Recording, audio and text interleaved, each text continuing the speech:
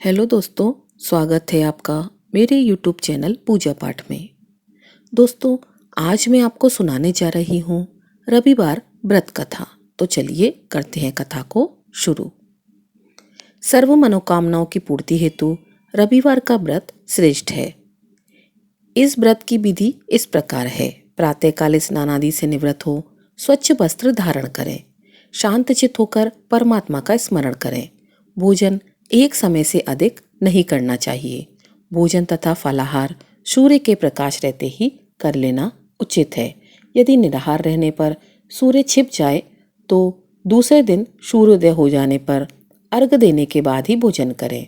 व्रत के अंत में व्रत कथा सुननी चाहिए। व्रत के दिन नमकीन तेल युक्त भोजन कदापि ग्रहण न करें। इस व्रत के करने से मान सम्मान बढ़ता है तथा शत्रुओं का क्षय होता है। आँख की पीड़ा के अतिरिक्त अन्य सभी पीड़ाएं दूर होती हैं। एक बुढ़िया थी। उसका नियम था प्रति रविवार को सवेरे ही स्नान आदि कर घर को गोबर से लीपकर फिर भोजन तैयार कर भगवान को भोग लगा स्वयं भोजन करती थी। ऐसा व्रत करने से उसका घर अनेक प्रकार धन्य धान से पूर्ण था। श्री हरि कृपा से घर में किसी प्रकार का विघ्न या दुख नहीं था। सब प्रकार से घर में आनंद रहता था। इस तरह कुछ दिन बीत जाने पर उसकी एक पड़ोसन, जिसकी गौ का गोबर वह बुढ़िया लाया करती थी, विचार करने लगी कि यह वृद्धा सर्वदा मेरी गौ का गोबर ले जाती है, इसलिए अपनी गौ को घर के भीतर बांधने लग गई। बुढ़िया को गोबर न मिलने से रविवार के दिन अपने घर को न लीप सकी, इसलिए उसने ना तो भोजन बनाया और न भगवान का भोग लगाया तथा स्वयं भी उसने भोजन नहीं किया। इस प्रकार उसने निराहार व्रत किया। रात्रि हो गई और वह भूखी ही सो गई। रात्रि में भगवान ने उसे स्वप्न दिया और भोजन न बनाने तथा भोग न लगाने का कारण पूछा। वृद्धा ने गोबर न मिलने का कारण सुनाया। तब भगवान ने कहा कि माता, हम तुमको ऐसी गौ देते हैं जिससे सभी इच्छाएं पूर्ण होती हैं, क्योंकि तुम हमेशा रविवार को गौ के गोबर से लीपकर भोजन बनाकर मेरा भोग लगाकर खुद भोजन करती हो। इससे मैं खुश होकर तुमको यह वरदान देता हूँ। निर्धन को धन और बांझ स्त्रियों को पुत्र देकर दुखों को दूर करता हूँ तथा अंत समय में मोक्ष देता हूँ। स्वप्न में ऐसा वरदान देकर भगवान तो अंतर्ध्यान हो गए और जब वृद्धा की आंखें खुली तो वह देखती है कि आंगन में एक अति सुंदर गौ और बछड़ा बंधे हुए हैं। वह गौ और बछड़े को देखकर अत्यंत प्रसन्न हुई और उसको घर के बाहर बांध दिया। वहीं खाने को चारा डाल दिया। जब उसकी पड़ोसन बुढ़िया ने घर के बाहर एक अति सुंदर गौ और बछड़े को देखा तो द्वेष के कारण उसका हृदय जल उठा तथा जब उसने देखा कि गौ ने सोने का गोबर किया तो वह उस गौ के गोबर को ले गई और अपनी गौ का गोबर उसकी जगह पर रख दिया। वह नित्य प्रतिदिन ऐसा ही करती रही और सीधी सादी बुढ़िया को इसकी खबर नहीं होने दी। तब सर्वव्यापी ईश्वर ने सोचा कि चालाक पड़ोसन के कर्म से बुढ़िया ठगी जा रही है।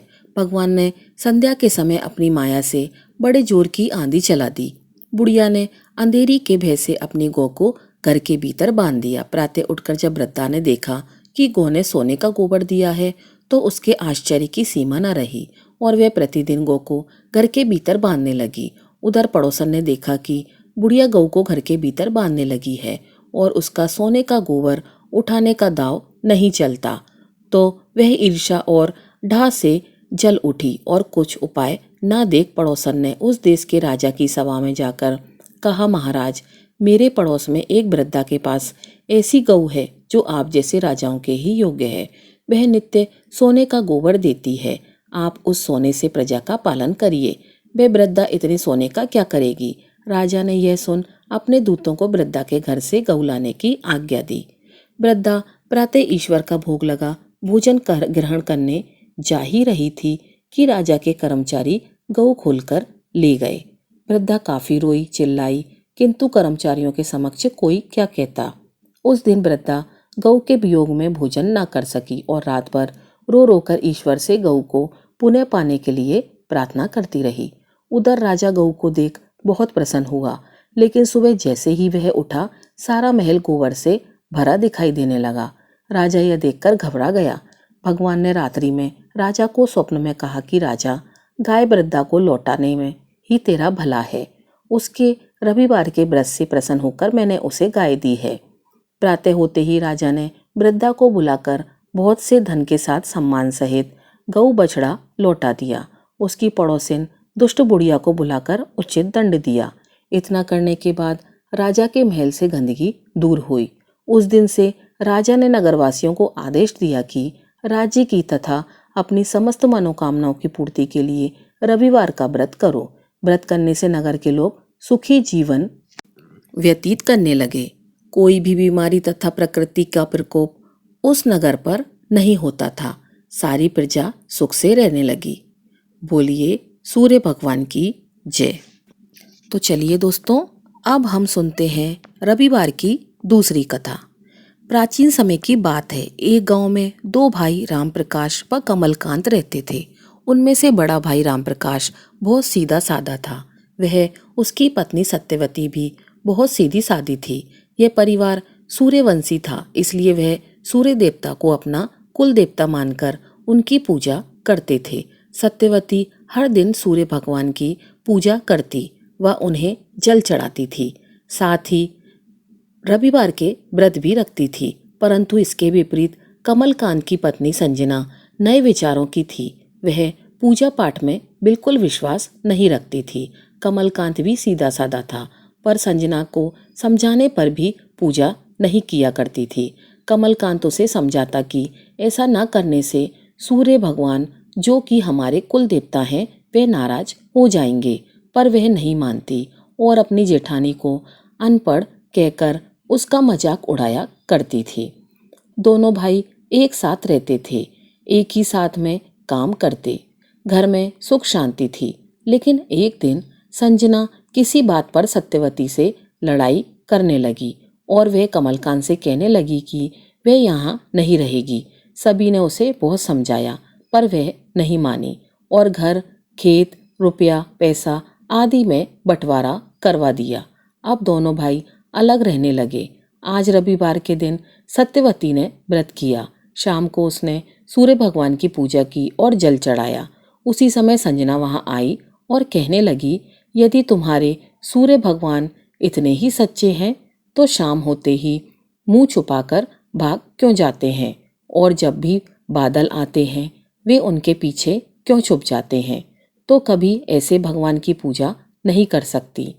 और सत्यवती ने उसे बहुत समझाया, पर वह नहीं मानी और सत्यवती व सूर्य भगवान की हंसी उड़ाते हुए उस घर से चली गई।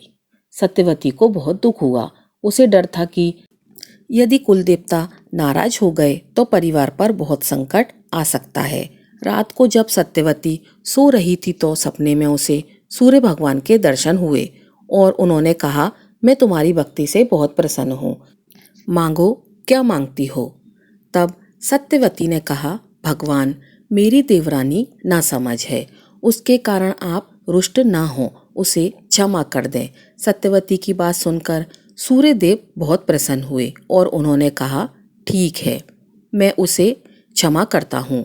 साथ ही मैं तुम्हें एक सोने का सिक्का देता हूँ, इसे अपने धन के साथ रख देना, तुम्हें कभी धन की कमी नहीं होगी। यह कहकर सूर्य भगवान अंतर्ध्यान हो गए। सुबह जब सत्यवती उठी तो देखा उसके सिरहाने सोने का सिक्का चमक रहा था। उसने अपने पति को सपने के बारे में बताया। राम प्रकाश ने सूर्य भगवान को नमस्कार किया और वह सिक्का अपने संदूक में रख दिया। कुछ दिन बाद जब उन्होंने संदूक खोला तो वह अधीन जेवर आदि से भरा था और उसके बीच वह सोने का सिक्का चमक रहा था। दोनों पति पत्नी अमीर हो गए। उन्होंने बहुत बड़ा मकान बनवाया और उसमें सूर्य देवता की बड़ी सी प्रतिमा स्थापित की। संजना को जब यह बात पता लगी तो उसने अपने पति से कहा, आप जाकर पता करो कि उनके पास इतना धन कहाँ से आया। कमलकांत ने मना कर दिया, पर संजना लड़ने लगी। तब कमलकांत राम प्रकाश के घर गया। दोनों भाई गले मिले और एक दूसरे से बातें करने लगे। कमलकांत के पूछने पर राम प्रकाश ने उसे सब बता दिया। संजना ने जब यह सुना तो उसने भी लालच में आकर सूर्य भगवान का व्रत किया, पर उसके मन में जरा भी श्रद्धा नहीं थी। उसने बड़ी मुश्किल से दिन काटा और शाम को व्रत खोला। रात में वह सोई पर उसे कोई भी सपना नहीं आया। सुबह उठकर देखा तो कहीं कोई सिक्का नहीं था। उसे लगा उसके जेठ जेठानी ने उसके पति से झूठ बोला है, भगवान तो होते ही नहीं हैं। इस तरह वह लड़ने के लिए बाहर निकली। तभी बाहर एक भिखारी खड़ा था। उसने संजना से खाना मांगा। संजना ने उसे डांट कर भगा दिया। वह सत्यवती के घर पहुंची। वहां जाते ही सत्यवती ने उसका स्वागत किया और उससे सारा हाल पूछा। तब संजना ने उसे सब कुछ बता दिया। सत्यवती ने हंसकर कहा, भगवान किसी भी रूप में आ सकते हैं। आज जो भिखारी तुमने भगा दिया वह सूर्य भगवान ही थे। तुम्हारी यहाँ आने से पहले वह मेरे घर भोजन करके असली रूप में प्रकट होकर आशीर्वाद देकर चले गए। तब संजना को अपनी भूल का एहसास हुआ और उसने वहीं सूर्यदेव की प्रतिमा के पैर पकड़ लिए और माफ़ी मांगने लगी। सत्यवती और संजना दोनों ने भगवान सूर्यदेव की पूजा की। पूजा के बाद सत्यवती ने वही सोने का सिक्का संजना को दिया, लेकिन उसने मना कर दिया। उसके मन से लालच मिट चुका था। उसके बाद जब वह अपने घर वापस आई तो उसने देखा कि उसका घर धन्य धान से भर चुका था। सूर्यदेव इसी प्रकार सदा अपने भक्तों के जीवन में प्रकाश करते हैं। जय सूर्यदेव। अगर आपको आज की वीडियो अच्छी लगी हो तो वीडियो को लाइक कीजिएगा और चैनल को सब्सक्राइब कीजिएगा। आपका दिन शुभ हो।